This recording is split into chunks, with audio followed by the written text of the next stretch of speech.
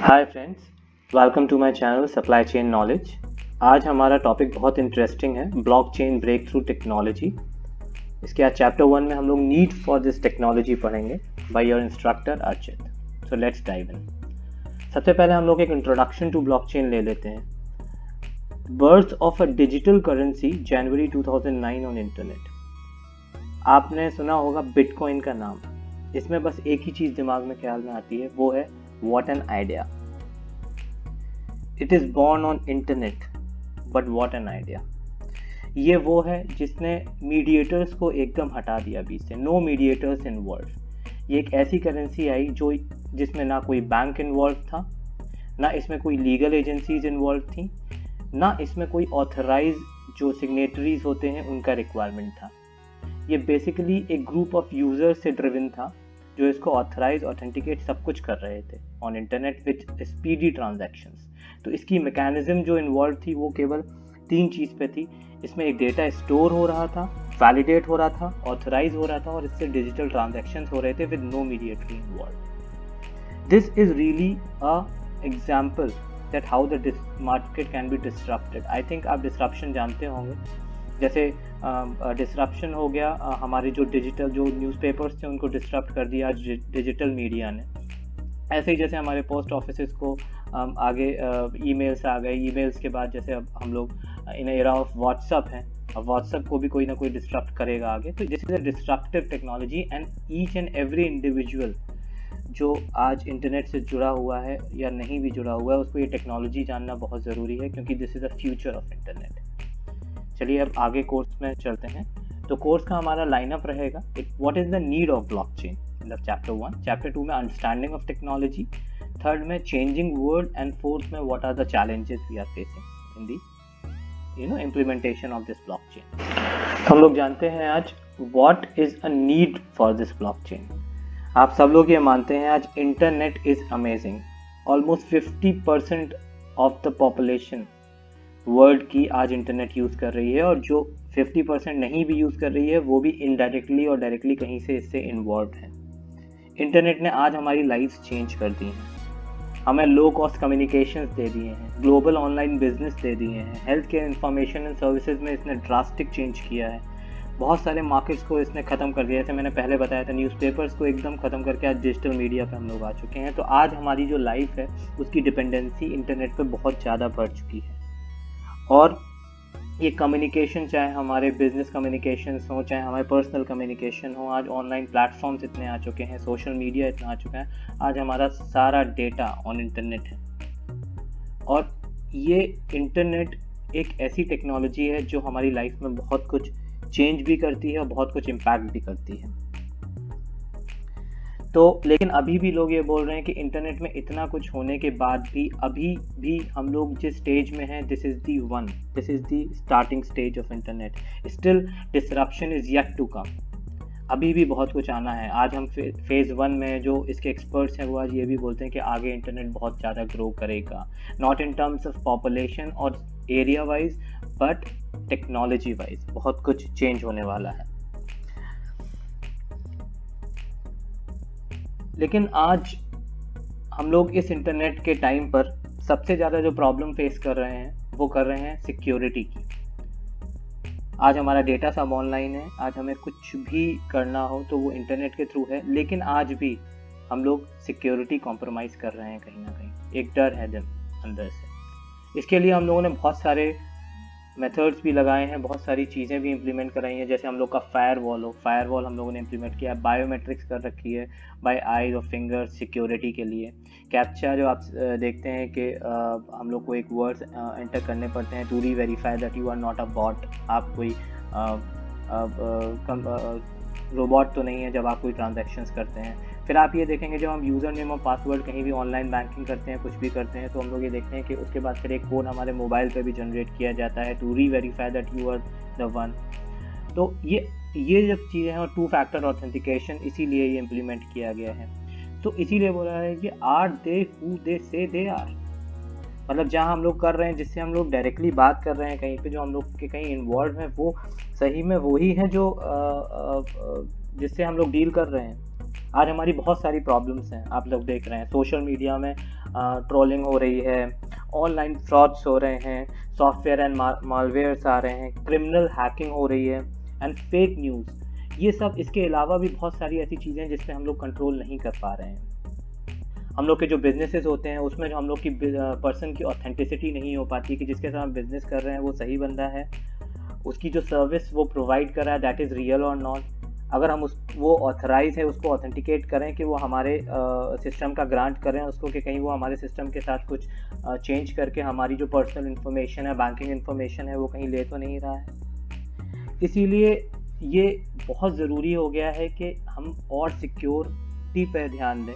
तो फ्यूचर क्या है इसका, अब देखेंगे जितने भी हमारा IoT आ रहा है, IoT is internet on things, ये भी एक नया कॉन्सेप्ट मार्केट में है, ये भी एक रेवोल्यूशनरी कॉन्सेप्ट है, इंटरनेट ऑन थिंग्स। अब देखें कि अगर हम लोगों को आगे फ्यूचर में जाना है तो हमें क्या रिक्वायरमेंट होगा, और उसको ही ये ब्लॉकचेन फुलफिल कर सकती है।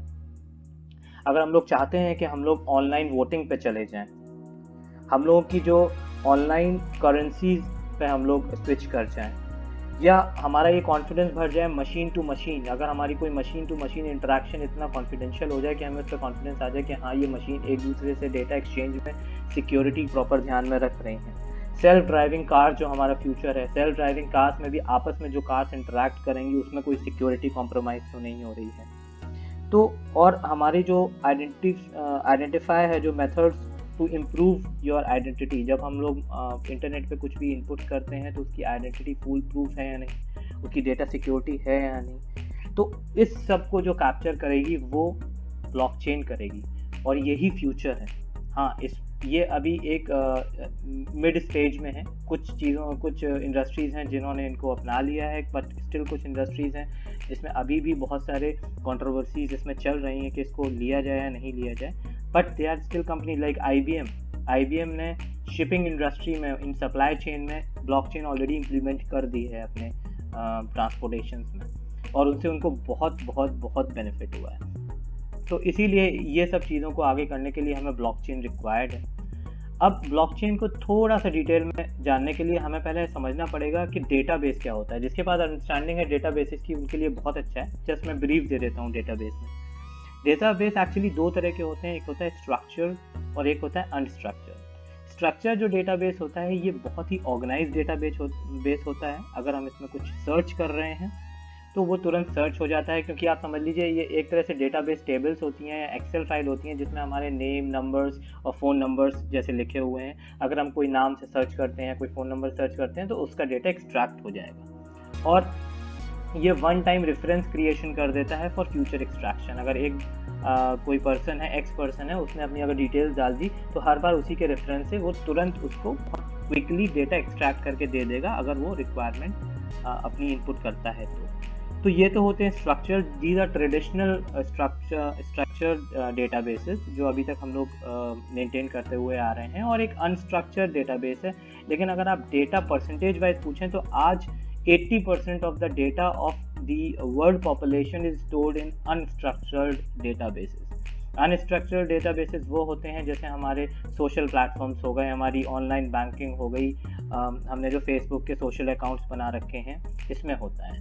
और इसमें एक बेसिक डिफरेंस ये है कि अनस्ट्रक्चर्ड डेटाबेस में जो फॉर्मेट्स होते हैं वो बहुत अलग अलग होते हैं। कोई फोटोज़ अपलोड कराता है, कोई टेक्स्ट फॉर्मेट अपलोड कराता है, तो इसमें अलग अलग तरह के फॉर्मेट्स भी होते हैं। तो इसको मेंटेन करने के लिए ऑब्वियसली हम लोगों ने बहुत सारे टूल्स बनाए हैं मार्केट में, और बहुत अच्छे टूल्स हैं कि इनको मेंटेन किया जाए। ऑनलाइन बैंकिंग भी हमारा आज उसी के थ्रू हो रहा है, लेकिन इसमें डेटा सिक्योरिटी कॉम्प्रोमाइज़ हो सकती है। तो ये दो तरह के स्ट्रक्चर्ड और अनस्ट्रक्चर्ड डेटाबेस होते हैं।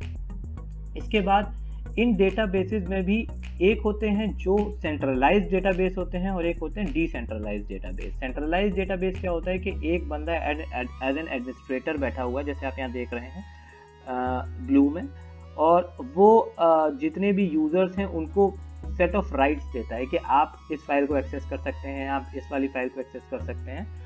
तो ये राइट्स देता है।